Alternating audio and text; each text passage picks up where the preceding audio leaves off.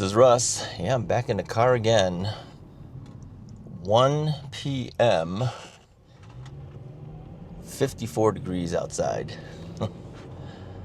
I just uploaded a video and I thought I'd take the car out one more time and make another one.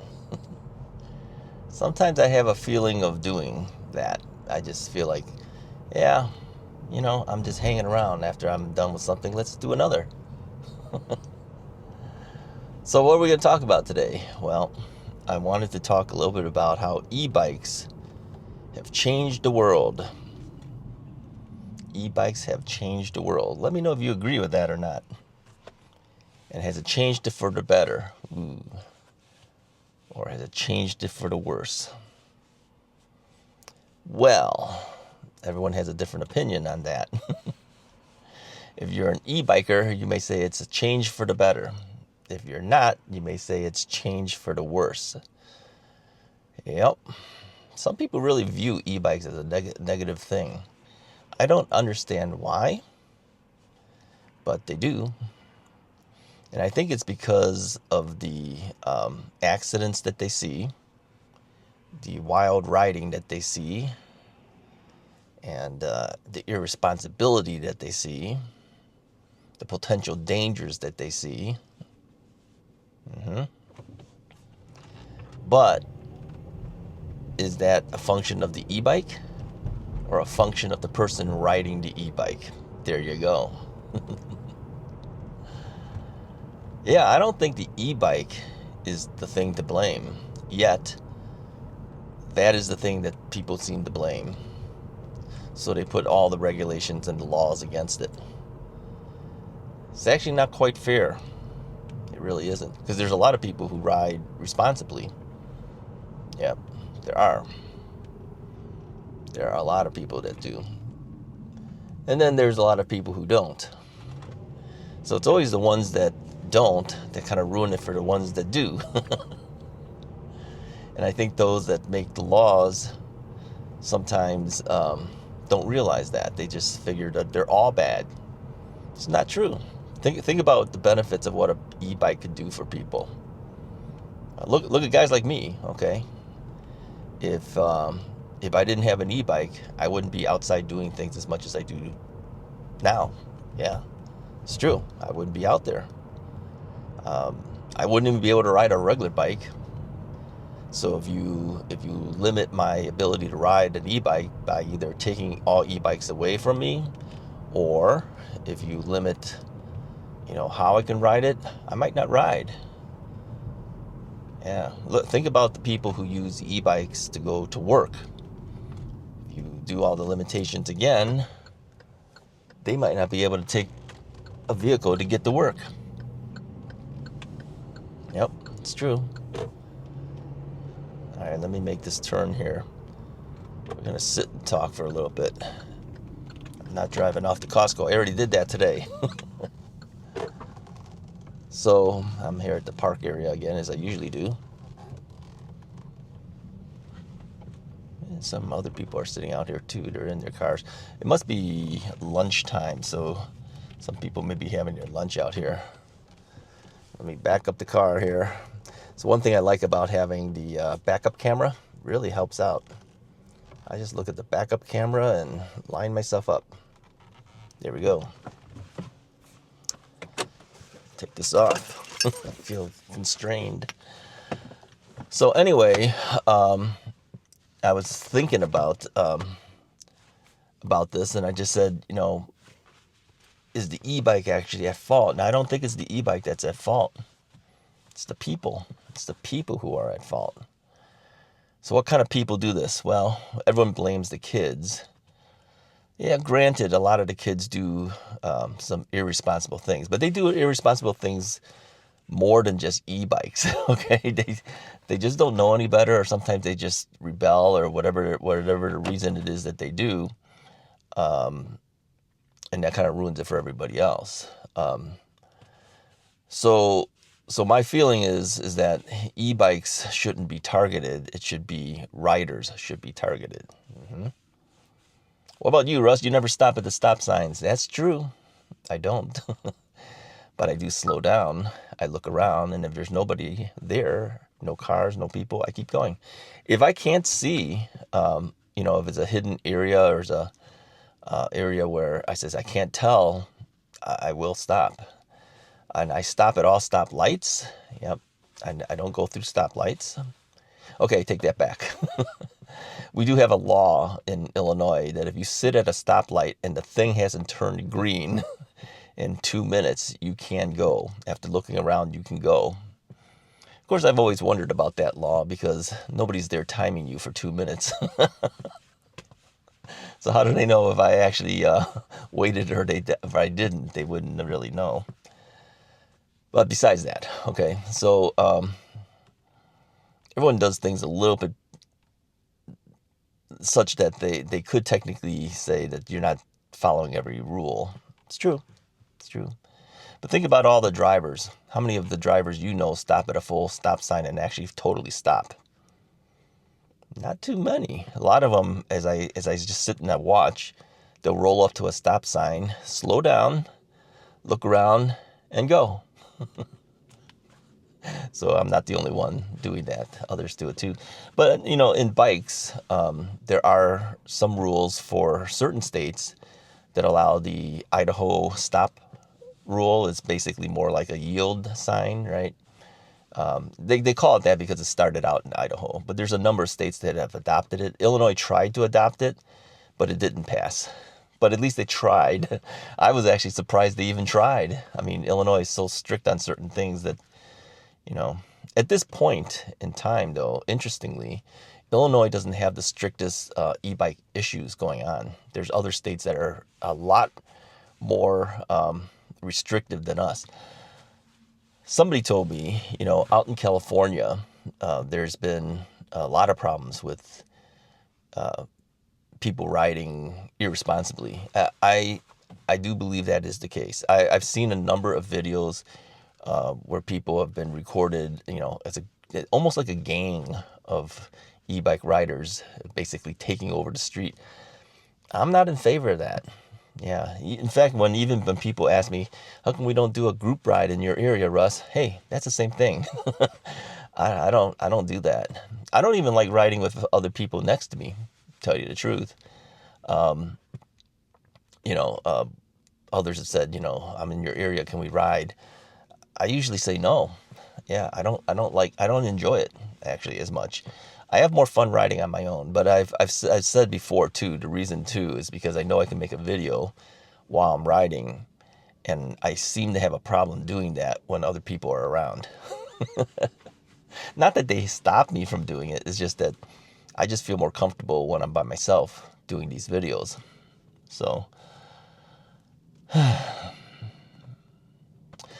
anyways, getting back to the main topic here, do e-bikes, has that actually been an improvement to people's lives, or is it a hindrance to people's lives?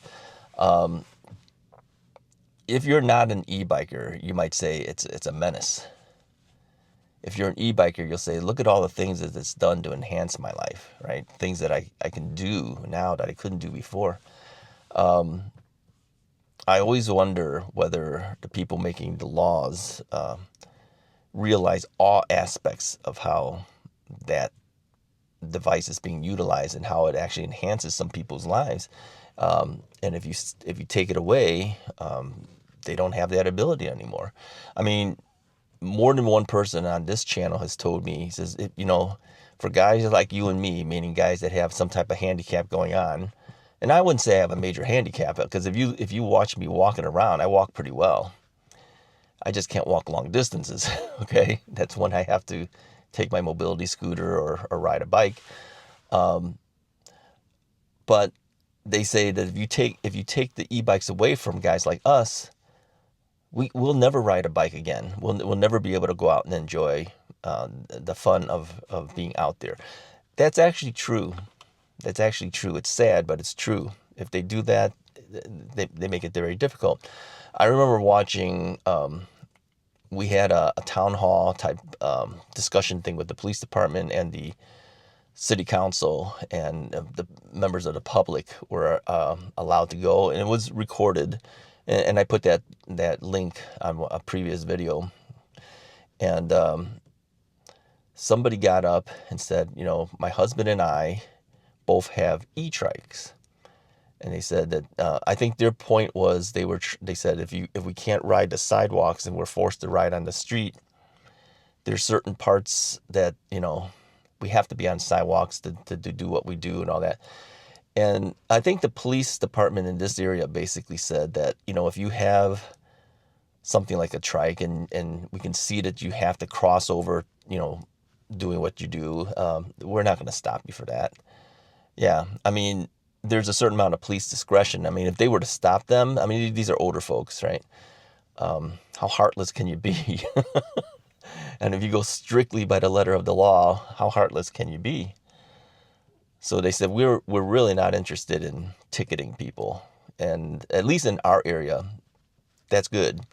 All they're trying to do is keep people safe. That's what they said their main goal is. So this year, 2026, the law starts kicking in. And they said that what they plan to do, now I don't know if they're going to change it or not, but this is what they said last year, at the end of last year, is they're going to be watching to see if kids are riding the e-bikes. And if so, whether they stay within the rules of how to ride an e-bike.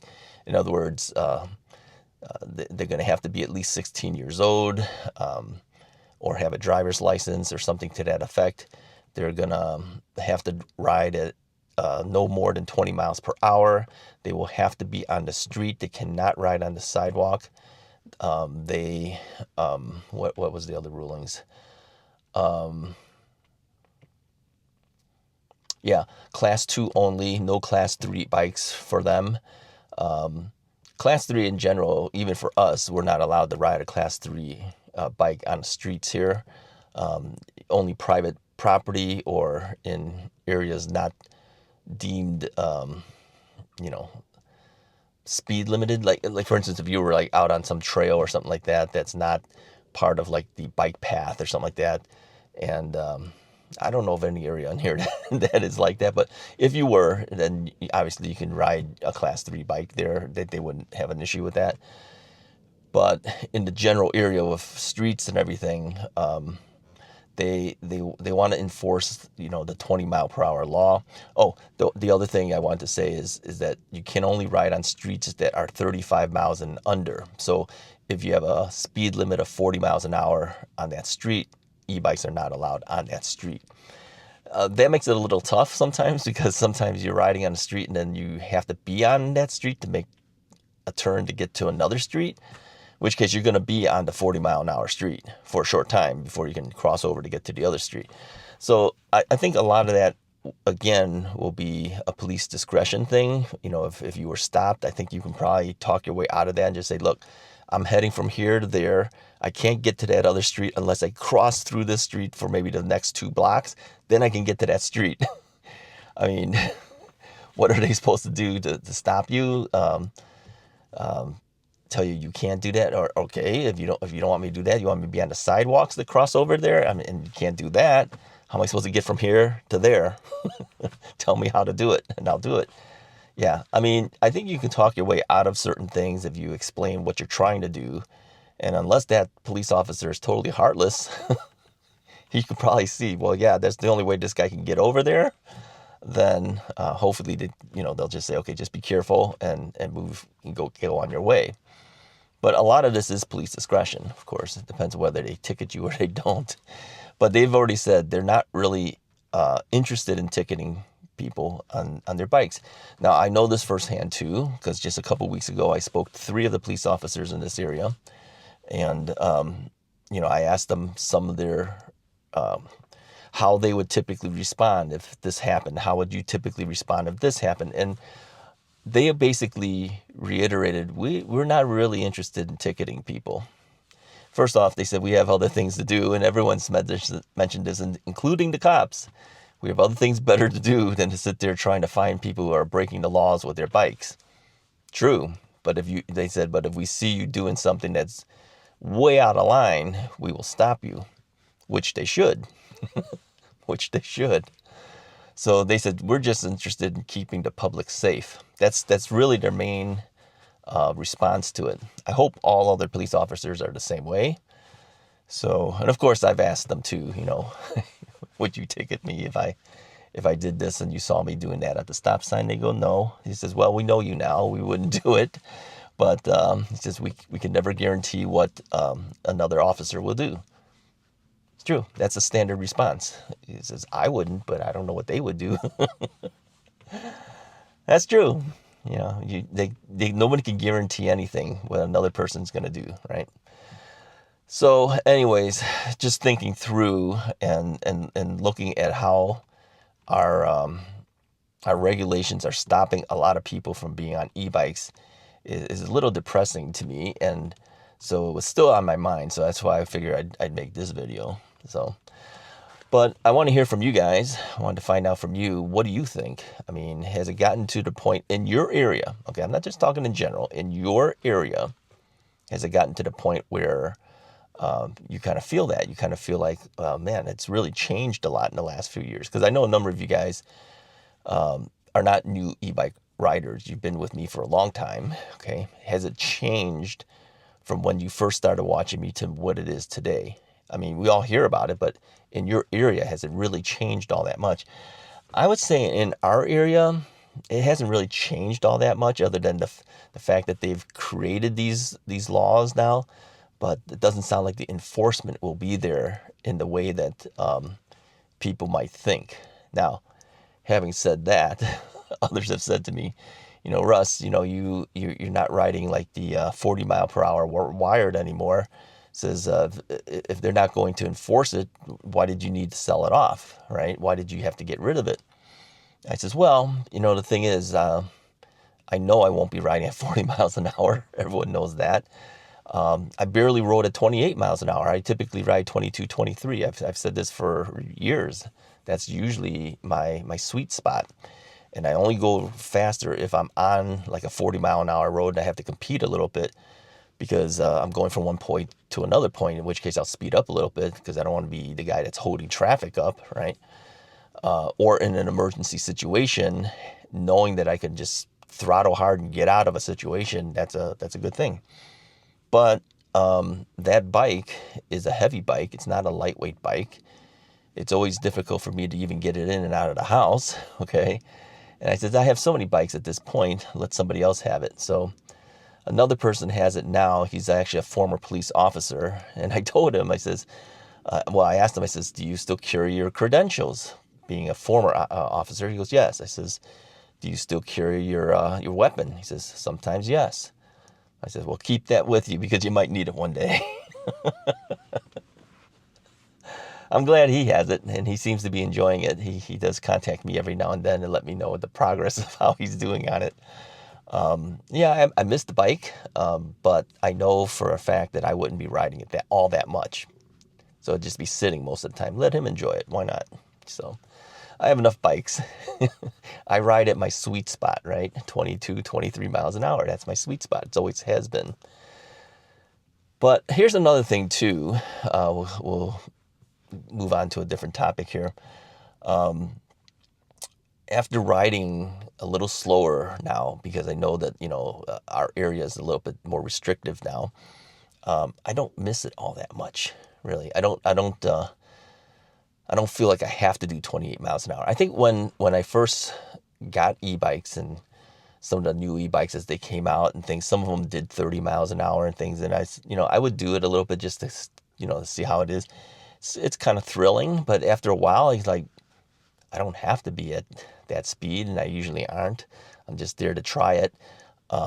I've gotten more used to the 20 mile per hour limit, which means I typically do 22 to 23. Russ, you're breaking the law by 3 miles an hour. Okay, I might be. But the whole point is that I don't really have to be going that fast to still enjoy what I'm doing. Yeah. Let me know if you're like that too. I mean, knowing that your bike can do 28 miles per hour. I mean, are you always at 28 miles per hour, or are you okay doing the 20 if you had to? I'm actually at this point, I think I'm okay at the 20. Yeah.